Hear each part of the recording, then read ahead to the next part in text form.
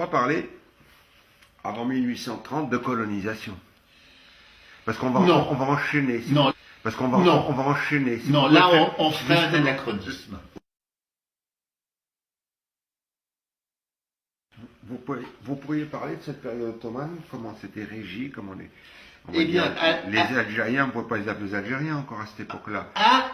C'est discutable parce que lorsque vous lisez par exemple Ibn Khaldoun, le grand écrivain du XIVe siècle, il est mort en 1406, il parle de Bilad al-Jazair, il parle de pays de l'Algérie. Bon, alors est-ce que ça veut dire dans son esprit le pays de Al-Jazair, des îles, c'est-à-dire d'Alger? Non, il semble que c'est quand même l'ensemble de l'Algérie.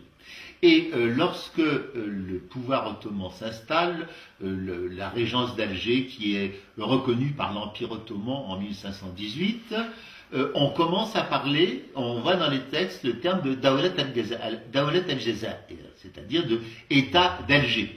Mais est-ce que c'est Alger ou l'Algérie? On ne sait pas. Mais je rappellerai qu'il y a aussi plusieurs hypothèses sur les origines du mot Alger. Pour certains, c'est le terme arabe Al-Jazair, puisqu'il y avait des îlots au large d'Alger, mais les Berbères ont une autre hypothèse. Ils estiment que ça vient de Désiri, qui signifierait, paraît-il, le clair de lune en berbère. Comme je ne connais pas le berbère, je ne peux pas vous le dire, mais je vous donne l'hypothèse. Voilà. Bon. En tout cas, dans les textes en arabe, on parle de Al-Jazair, on parle de Dawlat al-Jazair, et en 1613, pour la première fois, il y a un Français qui écrit dans un texte qu'il y a des Algériens. Il dit il emploie le terme d'Algérien.